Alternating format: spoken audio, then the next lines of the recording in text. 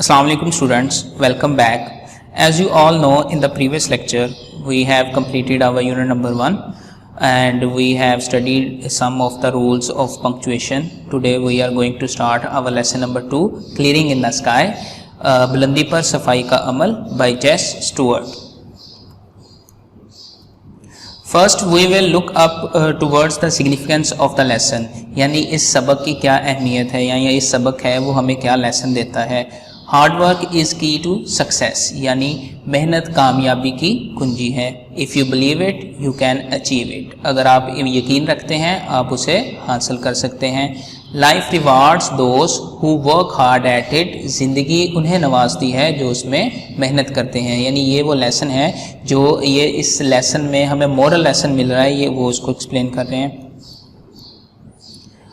Characters and theme of the story, यानी characters कौन से हैं, कौन कौन से हैं स्टोरी में और इस स्टोरी का थीम क्या है. First we will look up to the characters of the story. Jess and his father. There are two main characters in this lesson. Jess, who is a narrator and author of this lesson, and his father, उसका वालिद जिसका जो character है इसमें main character के तौर पर काम कर रहे हैं. Theme, what is the theme, कहते हैं the author's father has a week heart, यानी कहते हैं कि मुसन्नफ़ के वालिद कमज़ोर दिल होता है. For 40 years the doctors have been telling him to be careful, 40 साल से डॉक्टर उसे कह रहे हैं कि वो अपना ख्याल रखे और मोहतात रहे. दे फॉरबेड, फॉरबेड का मतलब होता है ममनू, यानी किसी चीज़ से मना करना. They forbade him to work on his farm, उन्होंने उसे मना कर दिया है कि वो अपनी ज़मीनों पर काम ना करे. Because of his heart problem, उसके दिल के मसाइल की वजह से. इन स्पाइट ऑफ दैट, इसके बावजूद. He lived to be 70 years old, वो 70 साल तक ज़िंदा रहता है. And he wants to show his son something important on the top of the mountain, और वो अपने बेटे को पहाड़ी की बुलंदी पर कुछ दिखाना चाहता है. In this simple story, the son tells us about his father's deep love of nature, यानी इस स्टोरी में जो बेटा है वो अपने वालिद के गहरे मोहब्बत, यानी जो उसकी मोहब्बत है कुदरत के लिए, उसको बयान करता है. And the strength of the human spirit, और इंसानी जज्बे की ताकत को बयान करता है. Now let's move toward the summary of the story.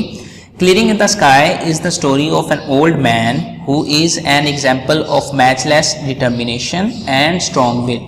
यानी क्लीयरिंग इन द स्काई एक कहानी है बूढ़े आदमी की जिसमें बेपनाह पुख्ता अज़म और कुव्वत इरादी है.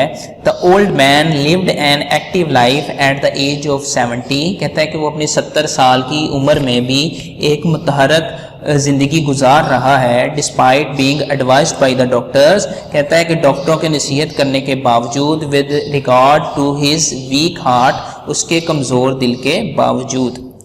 थीम्स कौन कौन से लेसन में रिप्रेजेंट कर रहा है, कहता है the relevant themes in the lesson are hard work, determination, love for nature, love for family and reliving the old memories. यानी ये जो लेसन है ये हमें थीम देता है हार्ड वर्क का, डिटर्मिनेशन पुख्ता आज़म का, लव फॉर नेचर कुदरत के लिए मोहब्बत का, लव फॉर फैमिली अपने ख़ानदान के लिए मोहब्बत का, and reliving the old memories और पुरानी यादों को ताज़ा करने का.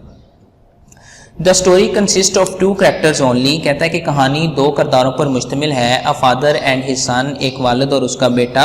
द नरेटर, यानी नरेटर बेटा लिटरेरी टर्म है. नरेटर उसको कहा जाता है जो कहानी को बयान कर रहा हो या जो कहानी के इवेंट्स को रिवील कर रहा हो, उसे हम कहते हैं नरेटर, जो स्पीकर होता है किसी भी स्टोरी में. It is the first person narrative, ये कहता है कि फर्स्ट पर्सन नरेटिव है. फर्स्ट पर्सन नरेटिव से क्या मुराद है कि जो कहानी का करैक्टर है वो खुद ही इवेंट्स को रिवील कर रहा है, फर्स्ट पर्सन का इस्तेमाल आई या वी वगैरह का करके.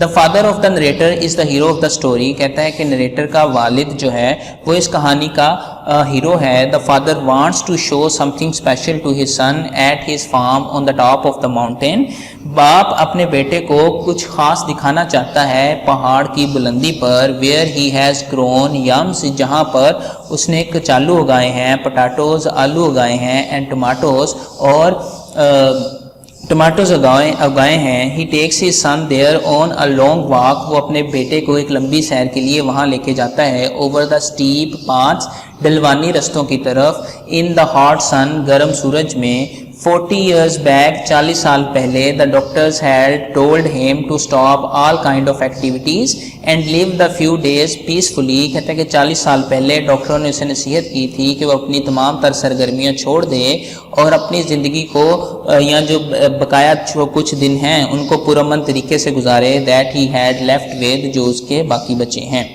But he lived to be 70, और वो 70 साल तक जिंदा रहा. And raised a family of 5 children, और उसने 5 बच्चों के ख़ानदान की कफालत की. During his walk, अपनी सैर के दौरान, they remember the old memories, वो पुरानी यादों को ताज़ा करते हैं.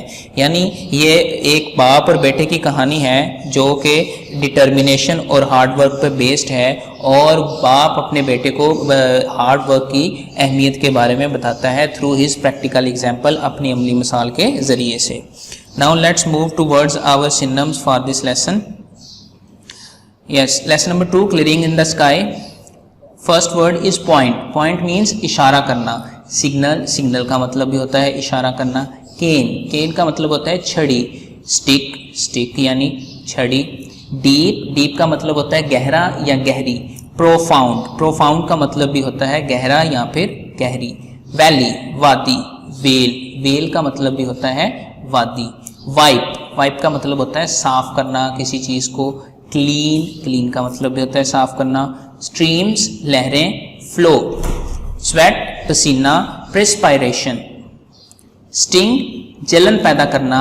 इरिटेट. स्लिप, फिसलने वाली जगह. स्लोप. लेंथ, फासला, डिस्टेंस. प्रोटेस्ट, एहतजाज करना. कंप्लेन. क्रॉल, रेंगना. क्रीप. पॉस्चर, चरागा. मैडो. एज, किनारा, बाउंड्री. विस्प, विस्प का मतलब होता है एक मुठ. बंच. हेल्ड, पकड़ना. होल्ड. बेटा जी स्टूडेंट्स ये थे हमारे synonyms. Now let's move towards our lesson. जी, lesson number 2, clearing in the sky. बुलंदी में सफाई का अमल. दिस इज द वे जैस, ये वो रास्ता है जैस. सेड माई फादर, मेरे वालिद ने कहा. पॉइंटिंग, इशारा करते हुए. विद हिज केन, अपनी छड़ी से. अक्रॉस द डीप वैली, गहरी वादी की तरफ. बिलो अस, हमारे नीचे. I want to show you something, मैं तुम्हें कुछ दिखाना चाहता हूँ. You have not seen for many years, जो तुमने बहुत सारे सालों से नहीं देखा. Is not it too hot for you to do much walking, क्या मौसम ज़्यादा गर्म नहीं है आपके इतना पैदल चलने के लिए. I wipe the streams of sweat from my face, मैंने अपने चेहरे से पसीने की लहरों को साफ किया. To keep them from stinging my eyes, ताकि वो मेरी आंखों में जलन पैदा ना करें. I didn't want to go with him, मैं उनके साथ जाना नहीं चाहता था. I had just finished walking a half mile uphill from my home to his, मैं तकरीबन आधा मील अपने घर से उनके घर की तरफ चढ़ाई करके आया था. I had carried a basket of dishes, मैं बर्तनों की एक टोकरी भी लेके आया था. To mum, माँ के लिए. There were 2 slips in the road, रास्ते में 2 खाइयाँ थी. And I could not drive my car, और मैं अपनी गाड़ी को चला नहीं सकता था. And I knew, और मैं जानता था. How hot it was, कि ये कितना गर्म है. It was 97 in the shade, सायादार दरख्त में 97 सेंटीग्रेड था. I knew that, मैं जानता था. From January until April, जनवरी से अप्रैल तक. My father had gone to 8 different doctors, मेरे वालिद 8 मुख्तलिफ डॉक्टरों के पास गए. वन ऑफ द डॉक्टर्स, उन डॉक्टरों में से एक. हैड टोल्ड हिम, उसको ये बताया या उन्हें ये बताया. Not to walk the length of a city block, के वो एक इमारत का फासला भी तय मत करें. Sorry. He told my father to get a taxi, उन्होंने मेरे वालिद को बताया कि वो एक टैक्सी लें. टू टेक हिम होम, जो उसे घर ले जाए. But my father walked home 5 miles, लेकिन मेरे वालिद 5 मील तक पैदल चल के आए. अक्रॉस द माउंटेन, पहाड़ के पार. एंड टोल्ड मम, और माँ को बताया. What the doctor had said, जो डॉक्टर ने कहा था. 40 years ago, 40 साल पहले. A doctor had told him, एक डॉक्टर ने उन्हें बताई थी.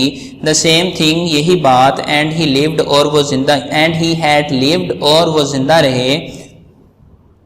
To raise a family of 5 children, 5 बच्चों के ख़ानदान की कफालत करने के लिए. He had done as much hard work in those years as any man, उन्होंने किसी भी आदमी के जितना उन सालों में मेहनत की. I could not protest to him now, अब मैं उनसे एहतजाज भी नहीं कर सकता था। He had made up his mind, उन्होंने अपना जहन बना लिया था। When he made up his mind, जब वो अपना जहन बना लेते हैं, to do a thing, कुछ करने का, he would do it, तो वो इसे करेंगे, if he had to crawl, चाहे उन्हें रेंगना ही क्यों ना पड़े। He did not care if it was 97 in the shade, वो इस बात की भी फिक्र नहीं करेंगे कि ये 97 सेंटीग्रेड है सायादार जगह में, or 60 below 0, या फिर 16 से -16 या 16 से 0 दर्जे। I wiped more sweat from my face, मैंने अपने चेहरे से और पसीना साफ किया। As I followed him, जैसा कि मैंने उनकी पैरवी की। Down the little path, नीचे रास्ते की तरफ। Between the pasture and meadow, Sabzazar और चिरागाहों के दरमियान। स्टूडेंट्स, ये था हमारा आज का लेसन। आई होप आपको समझ आया होगा। If you have any question you are free to ask. In the next lecture we will discuss some of the rules of punctuation and we will translate our unit number 2. शुक्रिया, अल्लाह हाफिज़।